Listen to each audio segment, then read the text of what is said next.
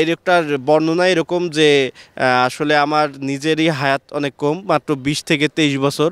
তারপরে রোগটা শুধু আমার হচ্ছে ফেসে না, এটা মস্তিষ্কে লাগলে মস্তিষ্কের ক্যান্সার হবে। যদি শরীরে লাগে, আমার শরীর ঠিক আছে, তবু শরীরে লাগলে ব্লাড ক্যান্সার হওয়ার প্রবণতা আছে।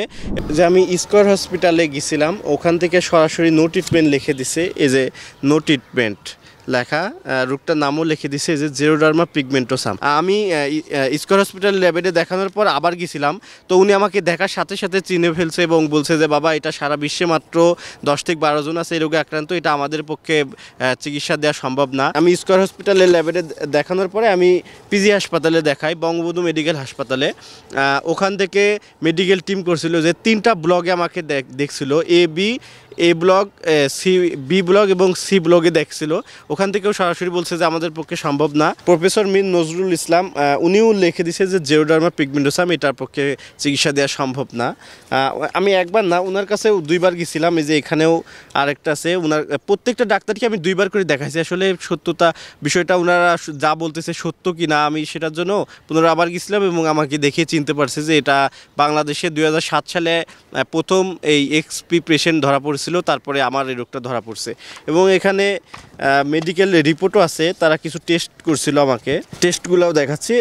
এটা হচ্ছে রংপুরে দেখাইছিলাম, উনিও আমাকে দেখে ধরতে পারছে রোগটা জেরোডার্মা পিগমেন্টোসাম। তখন আমি নিজেই প্রমাণের জন্য আসলে আমি এই রোগটা ইন্টারনেটে সার্চ দিয়ে একটা পর্যায়ে দেখি যে এই রোগটার বর্ণনা এরকম যে আসলে আমার নিজেরই হায়াত অনেক কম, মাত্র 20 থেকে 23 বছর।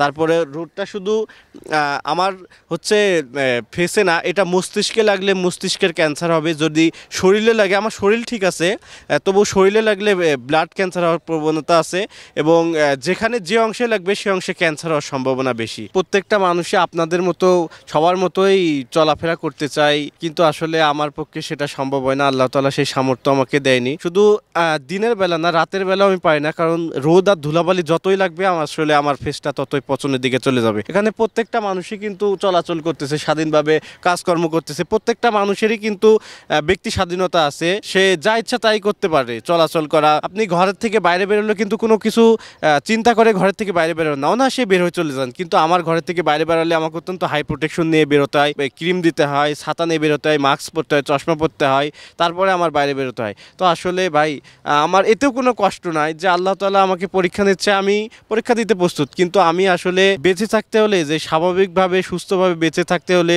যতটুকু প্রয়োজন, আসলে একটু সুস্থভাবে বাঁচার জন্য আমি আপনাদের কাছে আন্তরিকভাবে সাহায্য প্রার্থী। যে আসলে ফেসের জ্বালা পোড়া সহ্য করা যে কতটা কঠিন, এটা আসলে যার মুখে অ্যাসিড পড়ছে বা গরম পানি পড়ছে সে ছাড়া আসলে আমার কষ্টটা অনুধাবন করতে পারবে না ভাই। এটা আসলে অত্যন্ত কষ্টদায়ক একটা বিষয়। আসলে ক্রিমগুলো আমি ব্যবহার না করতে পারলে এটা আস্তে আস্তে ওই ভিটামিন ডির অভাবে প্রচন্ড জ্বালা পোড়া করে। আসলে এই জ্বালা পোড়া সহ্য করা আসলে খুব কষ্টদায়ক হয়ে যায় আমার জন্য।